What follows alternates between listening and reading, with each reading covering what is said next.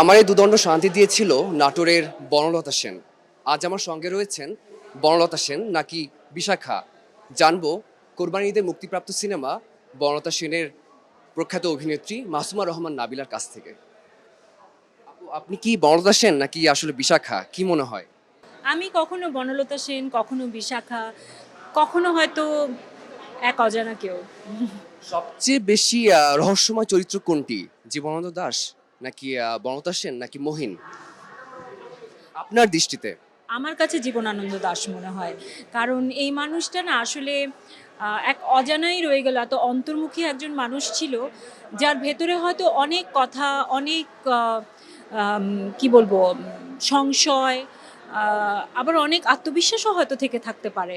কি ছিল আমরা আসলে জানি না। তো অন্তর্মুখী মানুষ সবসময় আমার কাছে মনে হয় বেশ রহস্যময়ী। তিনি চলে যাবার পর আসলে যে স্বীকৃতিটি তিনি বেঁচে থাকতে খুঁজছিলেন, সেটা উনি পায়নি এবং আমার মনে হয় উনার মতো মানুষ এখনও কিন্তু আমাদের আশপাশে অনেক বিরাজ করে। আ সমস্যা হচ্ছে আমরা আমরা তাদেরকে আবিষ্কার করতে যাই না। আমরা তাদেরকে আবিষ্কার করার চেষ্টাও করি না। এই মরণোত্তর আমরা হয়তো তাদেরকে নানা রকম সংবর্ধনা জানাই, নানা রকম আম এই সিনেমার মাধ্যমে ট্রিবিউট এ এ এ যেগুলোও হওয়া উচিত। কিন্তু বেঁচে থাকতে হয়তো তাদের সঠিক মূল্যায়নটা হলে সে মানুষটি দেখে যেতে পারত। তো সে কারণে আমি যেটা বলতে চাচ্ছি যে জীবনানন্দ দাশ এত অন্তর্মুখী ছিলেন। উনি যে আসলে মানুষ হিসেবে কেমন ছিলেন আমরা অনেকটা জানি, আবার অনেকটাই হয়তো জানি না। তো উনি আমার কাছে রহস্যময়। পরিচালক মাসুদ হাসান উজ্জ্বল ৮ থেকে ১০ বছর ধরে এই ছবিটি লিখেছেন, মানে নির্মাণ ভাবনা করেছেন। তো আপনার নিজের প্রিপারেশনটা আসলে কত দিনের ছিল যদি বলি, বনলতা সেন বা বিশাখা বা এই যে পুরো চরিত্রটার জার্নিতে? আমরা আসলে প্রায় বছরখানেক লাগিয়ে ফিল্মের শুট বলি বা প্রিপারেশন বলি সব মিলিয়ে। তো প্রিপারেশনটা ওরকমই ধরে নেবেন। কারণ আমরা কিন্তু সারাক্ষণ রিহার্সালের মধ্যে ছিলাম। আমি শুটিং ফ্লোরে যাবার আগে ৩ মাস রিহার্সাল করেছি। প্রতিদিন রিহার্সাল করেছি। তার মধ্যে আপনারা খেয়াল করেছেন কিনা জানি না, আমার কণ্ঠ কিন্তু একটু অন্যরকম শোনাচ্ছিল। আমি জানি না আপনারা বুঝতে পেরেছিলেন কিনা। একটু ভারী। এটার জন্য কিন্তু আমাকে অনেক ভোকাল এক্সারসাইজ করতে হয়েছে টিল ডাবিং। এমন না যে শুট শেষ হয়ে গেছে, শুটের তো অনেক পরে গিয়ে ডাবিং হয়। তো আমি ডাবিং পর্যন্ত, আমি শুটের সময়ও আমি ভোকাল এক্সারসাইজগুলো করে যেতাম। আমি ডাবিং পর্যন্ত করে গিয়েছি। তো প্রিপারেশনটা আসলে অনেক লম্বা ছিল। আয়নাবাজি, তুফান, বনলতা সেন, মনে কি হয় যে তিনটার মধ্যে মাইল ফলক ছুঁয়ে গেছেন? আমি এতটুকু বুঝি যে এই সিনেমাটা আমার ক্যারিয়ারের অবশ্যই একটা মাইলফলক হয়ে থাকবে এবং কোনো আর্টিস্ট একটা কাজের মধ্যেই সীমাবদ্ধ থাকতে চায় না। সবাই চায় যে তার ক্যারিয়ারে এমন এমন কাজ, এমন এমন পালক যুক্ত হোক যেটা এক একটা মাইলফলক হোক। তো অবশ্যই বনলতা সেন অনেক স্পেশাল আমি মনে করি, কিন্তু এরকম মাইলফলকের আরও অপেক্ষায় আমি থাকবো। যদি বলি যে পড়াশোনা করতে হয়েছে কতখানি আপু, মানে কতখানি গুলো কবিতা পড়তে হয়েছে বা কতগুলো লেখা পড়তে হয়েছে? পড়াশোনা আসলে যখন থেকে আমি অডিশন দিতে যাব আমি তখন থেকেই পড়াশোনাটা শুরু করেছি। আর বাকিটা কিন্তু আমাদেরকে আমাদের ডিরেক্টরই তৈরি করে নিয়েছেন। উনি যা, যা আমাদেরকে ম্যাটেরিয়াল দিয়েছেন, যেগুলো প্রয়োজন ছিল, আমি কিছু সিনেমা উনি আমাকে দেখতে দিয়েছিলেন। তো সেগুলো ম্যাটেরিয়াল ছিল। সেটা আমাদের পরিচালক আমাদেরকে প্রোভাইড করেছিল ওই সময়। এর মধ্যে একজন স্বনামধন্য আর্টিস্ট তিনি বলেছেন একটা ইন্টারভিউতে যে জীবন দাসের এটা একটা ডকুমেন্টারি ফিল্ম হতে পারত, কিন্তু এটা ঈদের সিনেমা কি আসলে হতে পারে? একটা প্রশ্ন তিনি রেখেছে যে ডকুমেন্টারি ফিল্ম হিসেবে এটা অনেক সুন্দর, একেবারে বাঁধিয়ে রাখার মতো, কিন্তু ঈদের সিনেমা হিসেবে কি এটা আসলে সিনেমা হল উপভোগ্য কিনা, মানে উনি সেই প্রশ্নটা করেছে। আপনার কি মনে হয়?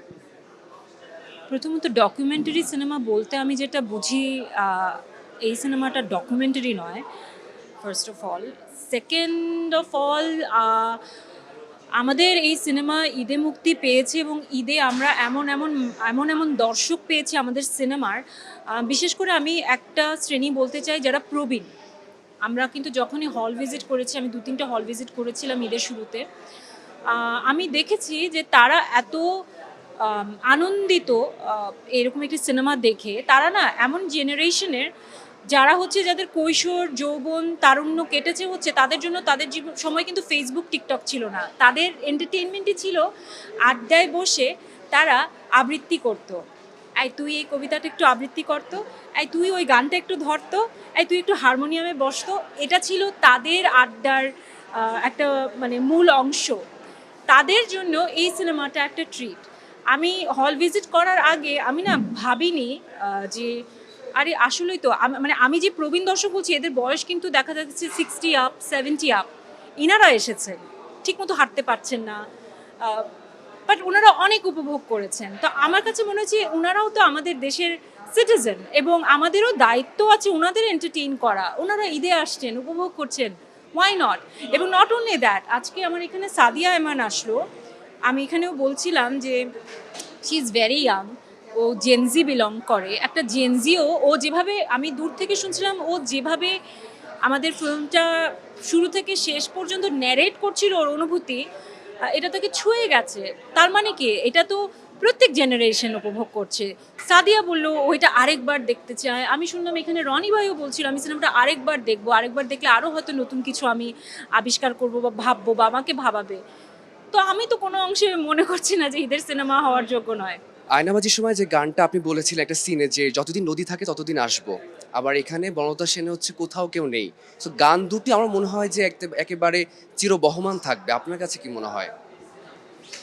অবশ্যই আমার কাছে মনে হয় আমি খুবই লাকি যে আমি আমার জীবনে কিছু সুন্দর সুন্দর গান পেয়েছি, কিছু সুন্দর সুন্দর সংলাপ পেয়েছি। এখানে কেউ নেই, বাপ্পাদা আমাদের এই গানটি আজকে ওনাকে এক্সপেক্ট করছিলাম, উনি থাকলে খুব ভালো হতো। ওনার এই গানটি অসাধারণ একটি গান, এখানে কেউ নেই, আমার মেয়ে পর্যন্ত এই গানটি গাইতে পারে, যেটা আমার জন্য খুব আনন্দের। এবং আরেকটা জিনিস অবশ্যই বাপ্পাদার মেনশন করতে হয় আমাদের সিনেমার ব্যাকগ্রাউন্ড স্কোর, অসাধারণ ব্যাকগ্রাউন্ড স্কোর ছিল, কিছু কিছু জায়গায় খুবই দারুণ ছিল। তো বাপ্পাদাকে ধন্যবাদ জানাতে চাই, কৃতজ্ঞতা জানাতে চাই এবং মিস করেছি ওনাকে আজকে আমরা। আর্টিস্ট হিসেবে সবচেয়ে যদি রহস্যময়তার জায়গা থেকে বলি সেটা তো বনলতা সেন, কিন্তু খায়রুল বাশার, সোহেল মণ্ডল, নাজিবা বাশার বা মাইমুনা মমো, প্রিয়ন্তী উর্বি ছোটোখাটো চরিত্র যারা করেছেন খুবই সিগনিফিক্যান্টলি তারা সেটা পোর্ট্রে করার চেষ্টা করেছেন। সবচেয়ে আপনি বেশি মুগ্ধ হয়েছেন কার অভিনয় দেখে?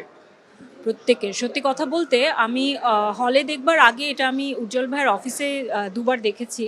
তখন আমার মমকে খুব দারুণ লেগেছিল। আমার তখন নাজিবার ভয়েস আমি যখন ডাবিং করতে গিয়েছিলাম তখন উজ্জ্বল ভাই কিছু কিছু সিন দেখিয়েছে, আমি বলছি নাজিবার ভয়েস এত সুন্দর। আমি উজ্জ্বল ভাইকে বলছি উজ্জ্বল ভাই ওকে দিয়ে আমার ডাবিংটা করান না, এত সুন্দর ওর ভয়েস। মানে আমারই একটু মনে হচ্ছিল যে আমার আমার কণ্ঠ এত সুন্দর না। নাজিবার দারুণ ছিল। কিন্তু গতকালকে আমি আমার বরসহ সিনেমা দেখতে এসেছিলাম হলে, তখন আমি রূপন্তীকে খুব খেয়াল করলাম। রূপন্তীও দারুণ, প্রিয়ন্তী উর্বি দারুণ, মানে কাউকে না ফেলে দেবার মতো নয়। প্রত্যেকটা নারী চরিত্রই আসলে খুবই গুরুত্ব সহকারে তাদেরকে উজ্জ্বল ভাই প্রেজেন্ট করেছে, তারা অসাধারণ অভিনয় করেছে। আর সোহেল মণ্ডল আর বাশারের কথা কি বলবো, এটা দর্শকই বলছে। ঈদে বনলতা সেনের পাশাপাশি সমসাময়িক আরেকটা সিনেমা যেটা রোহিত, সেটা নিয়ে অনেক বেশি চর্চা হচ্ছে।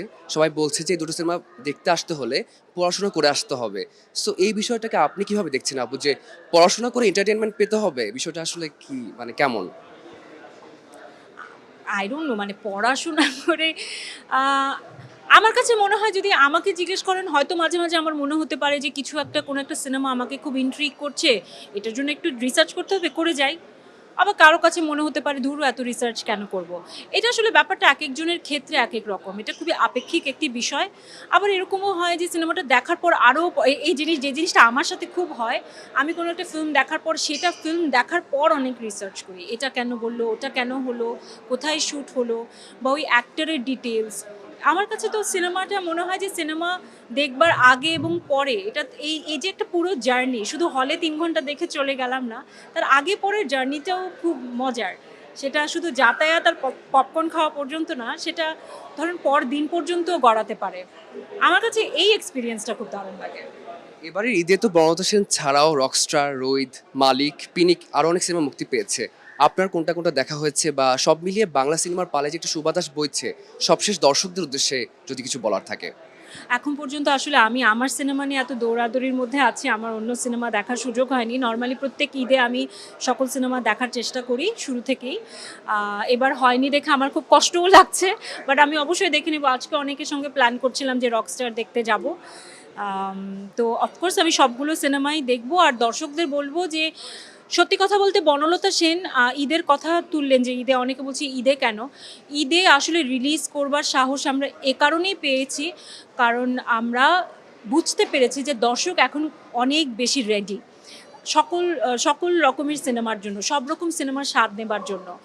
তো আমরা সেটা দেখলামও, সেটা আমরা সেই রিস্ক বলবো না যে নিয়েছি, আমাদের বিশ্বাস ছিল এবং আমাদের বিশ্বাসটা সত্যিও হয়েছে। তো আপনাদেরকে অনেক অনেক ধন্যবাদ, আপনারা হলমুখী হচ্ছেন, আমাদের সিনেমাকে কেটার করছেন বলে আমরা পারছি এবং সাহস করতে পারছি নতুন নতুন স্বাদের সিনেমা নিয়ে আসবার জন্য।